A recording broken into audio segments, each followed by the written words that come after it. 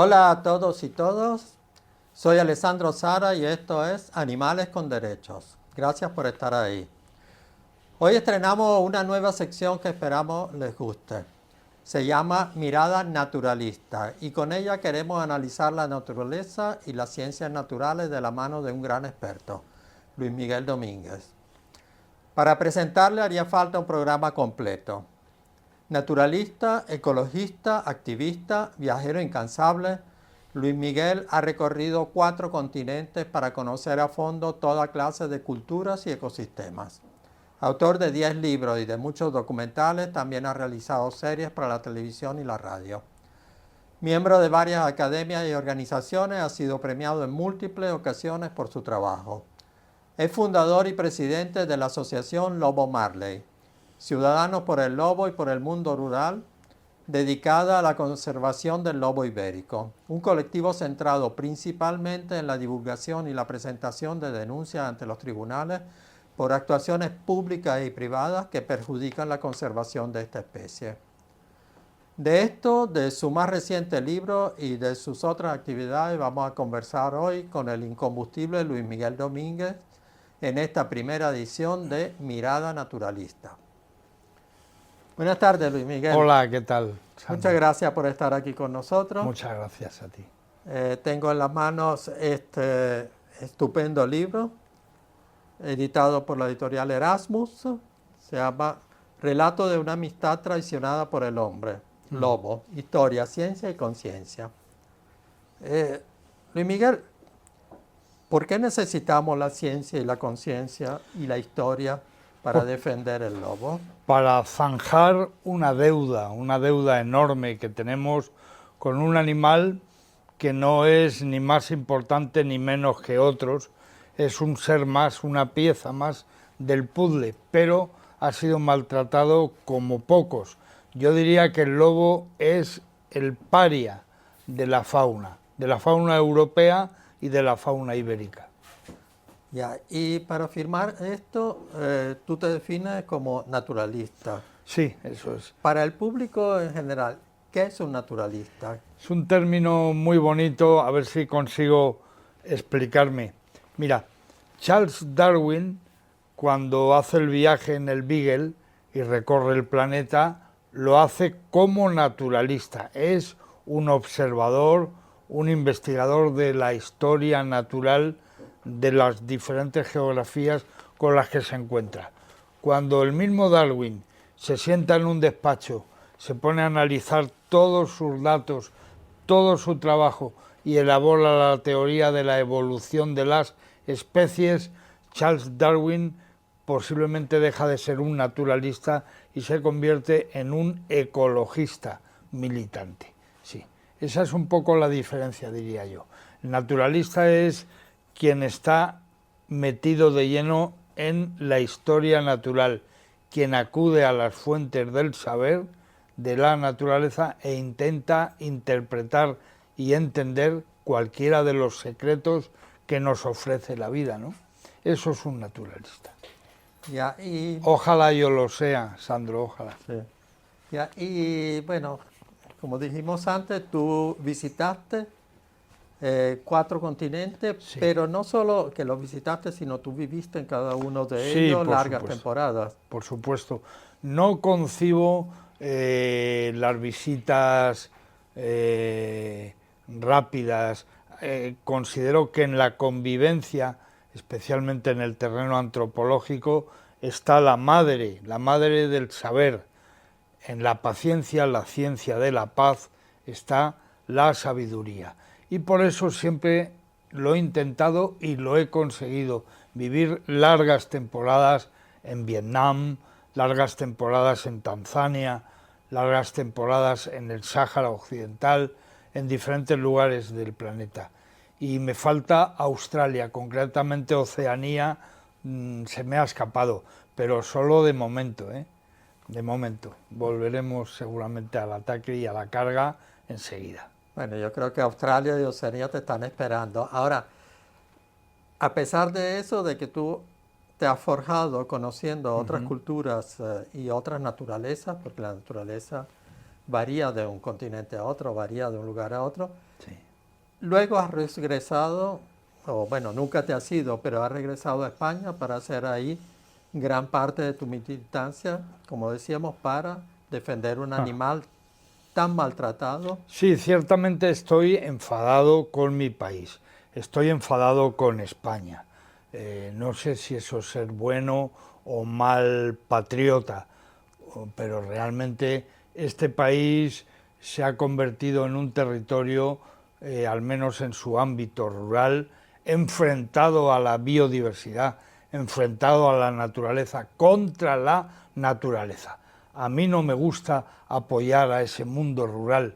Quiero aquel otro que yo conocí, ese mundo rural en el que las personas eran garantes del escenario y los compañeros de viaje de todas ellas eran las especies de la fauna y de la flora, y no como ahora que molesta una avispa, no como ahora que molesta una víbora y que por supuesto el lobo sigue siendo el chivo expiatorio. En fin, poco a poco voy curándome ese cabreo que tengo con la España más profunda, pero lo tengo. Sí. Ahora, ¿cómo hemos llegado a que se forme esa España que algunos llaman vaciada, otros pensamos que hasta quizás está demasiado llena? O sea, podemos pensar que el mundo era un mundo rural, en la España era un mundo rural en el siglo XIX y después en el XX. Después de esos intentos de república, cuando llegó el franquismo, realmente hubo una redistribución territorial que en general estuvo muy al servicio de ciertas élites que querían el mundo rural para hacer lo que les diera la Sí, gana. España no ha resuelto bien esa fase de su historia. Hay algunos que quieren taparlo todo con el aguaplast de la manipulación y con las famosas leyes de la concordia. Bueno, evitamos hablar de lo importante. Y lo importante aquí, siempre lo ha sido, es entender por qué han pasado las cosas. Tengo la sensación de que la España vaciada debiera denominarse a sí misma la España autovaciada, porque ha sido el desarraigo, la falta de amor y de cariño a las raíces posiblemente la que ha llevado a una sociedad a querer emular una vida urbana desde los pueblos y por tanto marcharse en definitiva y abandonar y vaciar ese territorio. Así que no considero que el problema haya venido de fuera, sino que el problema seguramente se ha cocido en las cocinas de las personas, de los seres humanos que antes vivían en los pueblos con orgullo y con alegría. Ahora en ocasiones muestran una cierta desazón, una cierta inquietud, están incómodos en el papel que les ha tocado vivir y jugar en la historia de España, ¿no? Es que probablemente esos pueblos no logran jugar con su libre albedrío. O sea, yo tengo una sensación siempre de que España es un enorme coto privado de caza Bueno, en claro, el que claro. si yo quiero que al lado de mi casa no vengan cazadores, tengo que hacer unos trámites casi insuperables. Es Y inadmisible, sí, eso no debería estar ocurriendo. O sea, yo no debería estarte oyendo decirme esto o yo mismo apreciándolo y reflexionando sobre ello cada día. Es realmente indecente. El 80% de nuestro territorio nacional está siendo usado por un 2, un 3% de la población en base a un hobby, ni tan siquiera es una necesidad, un hobby que es matar a seres vivos en un momento determinado porque a mí me da la gana. Y esto lo hago no en cualquier sitio, lo hago en el escenario de todos los españoles. Lo hago en esos montes de España y lo que estoy haciendo es destrozar la fauna de todos, no solo la fauna cinegética. Por ejemplo, los vallados cinegéticos, esos grandes vallados de un montón de metros y un montón de alambre, están evitando que nuestra fauna silvestre se pueda relacionar genéticamente. Están evitando que un meloncillo, que un lince ibérico, que posiblemente el lobo ibérico puedan enamorarse, puedan intercambiar genes, además de fluidos, evidentemente. Y esto pasa por el vallado cinegético de una serie de personas, de un sector de la sociedad que quiere desarrollar, llevar a cabo un hobby lleno de sangre a cambio de una sociedad que se queda mirando a veces preocupada, porque hay peligros, hay muchas cuestiones negativas asociadas a la caza. Y volviendo a la historia, Sandro, no hay que olvidar que en el periodo franquista se comete en este país muchos pecados, pero con respecto a nuestra naturaleza, desde luego se ponen en marcha las trituradoras de fauna silvestre, concretamente las juntas de extinción, de protección al mundo de la caza, de extinción de alimañas, ¿no? Todo esto no pasa por casualidad, hay un diseño que yo menciono en este libro con muchos datos y con mucha claridad. Hay un diseño para acabar privatizando el monte de todos, en definitiva, ¿no? Algo terrible, ¿no? Sí, es que prácticamente vivir en el campo en España se ha transformado en ser empleados de un parque temático para uso de muy pocos. Claro, no. Es inadmisible y este es un asunto que evidentemente, para empezar, no hay relevo generacional. El tema de la caza, y lo sabe, el mundo de la caza lo sabe, está muy cerquita de su final. Pero no es una cuestión, Luismi, es una cuestión ideológica. Sí, sí es una cuestión ideológica. Lo que no va a ser es una cuestión milagrosa, ni que se acabe la caza, ni que se siga continuando con ella. No lo va a ser. Sí que va a haber mucho trabajo detrás, y lo estamos intentando hace ya muchos años, para acabar con esta lacra que tiene una serie de apéndices que afectan a todos. Claro. Sí, porque por ejemplo, volviendo al lobo, en otros países, en Estados Unidos, hay unos documentales maravillosos donde dicen que el desarrollo de la población de lobos ha ido de la mano de cómo se conserva todo el resto del medio ambiente, Hombre, claro. porque realmente se ha visto, incluso hay un documental que dice que los lobos en el parque Yellowstone cambiaron el rumbo de los ríos. Sí. Y En España probablemente también la falta del lobo ha ido cambiando el panorama. sí, España es un queso de Gruyère con unos agujeros enormes, hueco, sin sabor. España y sus paisajes están faltos de contenido, sin el gran depredador apical que es el lobo ibérico.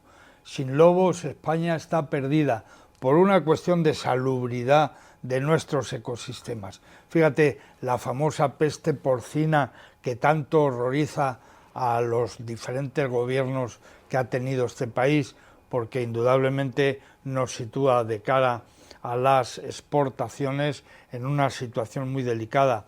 Peste porcina que va asociada, vinculada a los suídeos, concretamente a nuestro jabalí, al sus scrofa. ¿Quién va a controlar a los jabalíes?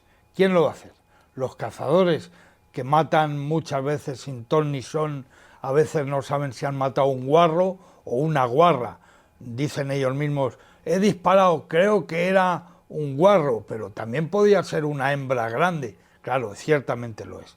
Están matando muchas hembras de jabalí grandes y están por tanto descontrolando sexualmente a la gran piara de jabalí. La caza de trofeo de este país es una caza que está potenciando la proliferación y el desmadre demográfico del jabalí en vez de controlarlo. Y eso precisamente es lo que el lobo no hace. El lobo controla de verdad. Necesitamos lobos en nuestros montes, no cabe ninguna duda, claro. Sí. Claro, porque son los que logran mantener... Hombre, claro, el lobo cumple una función. El lobo no es un santo, no. seguramente yo, con mi pasión por este tema, puedo proyectar de manera equivocada, sin duda, una imagen de santo del Canis lupus signatus, cosa que no quiero. El lobo lo que sí es eficaz y es un ser necesario, fundamental en nuestros ecosistemas. Lo es. Y lo que no hay derecho es lo que pasaba en este país antes del año 2021, que es cuando hemos conseguido entre todos que el lobo esté en el LESPRE metido, y cuando un gobierno, el gobierno actual, de manera responsable, por primera vez en 40 años ha dicho lobo protegido por ley. Hasta que esto no ha pasado, al lobo sencillamente se le gestionaba a tiros, matándolo. Control poblacional le llamaban, con ese eufemismo ridículo, ¿no? Sí. Pero eso es inadmisible, ¿no? Vamos a decirle a nuestros escuchantes, sí. definirle qué es el LESPRE. Porque bueno, el LESPRE es sencillamente un listado donde están las especies que deben ser especialmente protegidas por su interés patrimonial, porque son seres únicos en el planeta. En el planeta, por ejemplo, el leopardo de Amur debería estar en el LESPRE y de alguna manera lo está a nivel internacional. La ballena azul, por ejemplo, el narval, un montón de cetáceos curiosos y únicos deben ser mirados de una forma especial. Y el Canis lupus signatus, subespecie de Canis lupus a nivel europeo, que solo habita la península ibérica, no había otra manera de protegerlo que a través del LESPRE, de este listado especial. Esto pasó en el año 21, en septiembre del 2021 fue cuando este gobierno decidió que por fin el lobo estuviera protegido por ley en España, como nunca antes lo ha estado. Y Sandro, ¿qué ha pasado desde entonces aquí con el lobo? ¿Qué ha pasado? Pues bueno, que el lobo no ha proliferado como las cucarachas, esto lo sabemos, que el lobo está recolonizando territorios ancestrales, porque eso es lo que le pide su genética, porque tiene un mandato atávico, porque el problema del lobo es genético, falta variabilidad genética a tope en el lobo. El lobo se nos puede ir y no a tiros precisamente, no disparándolo. Al lobo se le puede extinguir con un simple pastor alemán con moquillo, no vacunado, paseando por zona de lobos. Claro, el lobo tiene un problema que es como el cristal de Bohemia, con solo plan darle un golpecito se va a romper la copa. Cuidado con eso. Por eso decimos, afirmo, y en este libro cuento, que el lobo ibérico es una especie en peligro de extinción, que se hubiera extinguido, estaría ahora mismo al borde de la extinción si no hubiera entrado en el LESPRE perfectamente como demandó la sociedad española de forma masiva durante tantos años. Claro. Sí, la verdad que este libro no lo he podido leer a fondo todavía, pero veo que es un libro muy importante, un libro necesario porque está tu interpretación de los hechos, porque realmente claro, lo que hay de arriba abajo son argumentos. Sí, yo mismo he tenido la sensación al escribir este libro con mi dificultad. Recuerda que tengo daño cerebral adquirido y eso me complica mucho las cosas. Es un libro que, como el resto de los que he escrito, lo he hecho con este dedo, tecleando con un dedo y con mucha ilusión. Pero es un libro lleno de verdad. Es un libro que yo le debía al lobo, se lo debía, y os lo debía a todos, se lo debía a esta sociedad. Creo que hacía falta esta pieza, porque la conciencia de un naturalista en este caso, con una ideología concreta, claro que las cuestiones de la defensa de la naturaleza son ideológicas, claro que sí. Es curioso cómo hay gente que incluso te dice para apaciguarte, Luismi, en cuestiones de ecología no hay ni derechas ni izquierdas. Yo me parto de risa, me descojono y permíteme la expresión. No habrá ni derechas ni izquierdas, pero da la casualidad que la derecha siempre le da por lo mismo, que es desequilibrar ecológicamente este planeta y estar interesada en la persecución, por ejemplo, de los grandes carnívoros. O como ha pasado en la Unión Europea esta semana anterior, que se ha echado atrás por la ultraderecha húngara la famosa ley de restauración de la naturaleza que había aprobado el Parlamento Europeo, ¿no? Da la casualidad que la derecha, mira por dónde, estaba interesada en que esa ley no saliera adelante.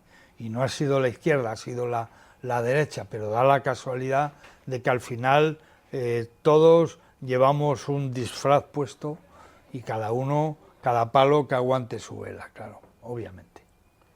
Claro, porque es que vemos que siempre nos dicen que hay que echar para atrás las leyes que protegen al lobo, porque el lobo puede ser tan dañino y nos venden una idea de que un solo lobo puede arrasar con un rebaño de cientos de cerdos o matar docenas de vacas en un minuto. Pero es que no puede ser, Sandro, y no puede ser solamente acudiendo a la fuente del saber, que es la etología. Cuando hablamos de etología, de comportamiento animal, del comportamiento del lobo, entendemos que eso es mentira, que no puede ser así. Porque un lobo que estuviera comiendo todo el día ovejas y atacando ovejas no sería lobo, sería perro. Sería un perro, no sería un lobo. El lobo necesita, por su comportamiento, por su estructura social, cazar presas silvestres. De hecho, desde que el lobo está en el Lespre, sabemos y tenemos datos que el mundo de la caza y el mundo de la ganadería no quieren ni ver. Sabemos que los lobos atacan mucho menos al ganado. ¿Por qué? Pues porque la caza, cuando se mataba al lobo hasta antes de ayer, aquí en este país, se descabezaban las manadas, se acababa con el lobo alfa casi siempre y por tanto ese grupo familiar era incapaz de cazar un ciervo cuesta abajo por un canchal o un jabalí o un corzo. En cambio ahora que no se cazan los lobos y que las manadas están perfectamente estructuradas, el lobo ha dejado de atacar al ganado, obviamente, a pesar de lo que dice la farándula, que están todo el día diciendo que el lobo mata y mata y mata. Y en todo caso, una sociedad tiene que ser madura y aceptar las cosas que pasan. Yo vengo de Escocia, ahora he pasado unos días en Escocia, donde, por cierto, sabes que una de las fuentes de riqueza de Escocia está siendo el salmón en estos momentos. El salmón, ya no el noruego, sino el escocés, está conquistando el mercado internacional. ¿Y qué pasa con las focas escocesas? ¿Qué está pasando? Pues claro, las focas de vez en cuando entran a las piscifactorías y a las zonas donde el salmón se está reproduciendo y se zampan 10, 12, 15, 20 salmones. ¿Qué hizo el gobierno escocés? Permitir un control poblacional de focas y matar al año X número de focas porque estaban atacando al erario público y al negocio de ciertas empresas, entidades o personas. ¿Hasta cuándo ha sido esto? Hasta el momento en el que Estados Unidos le ha dicho a Escocia: si sigues matando focas, te vas a meter tus salmones, ya sabes por dónde, ¿no? Entonces mis consumidores norteamericanos no quieren comer un salmón manchado con sangre de foca, ¿vale? Cuidado, cuidado cuando ustedes deciden poner en la misma balanza, la riqueza ganadera o nuestra fauna silvestre. Cuidado con eso, porque los consumidores tienen siempre la última palabra.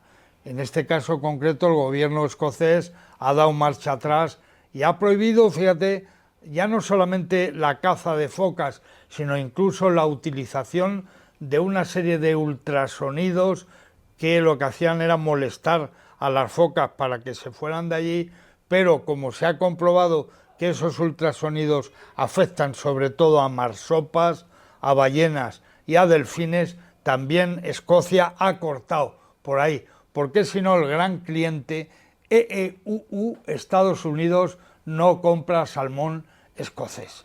Esto he aprendido yo en mi último viaje a Escocia, fíjate, Sandro. Así Claro. es la vida, ¿no?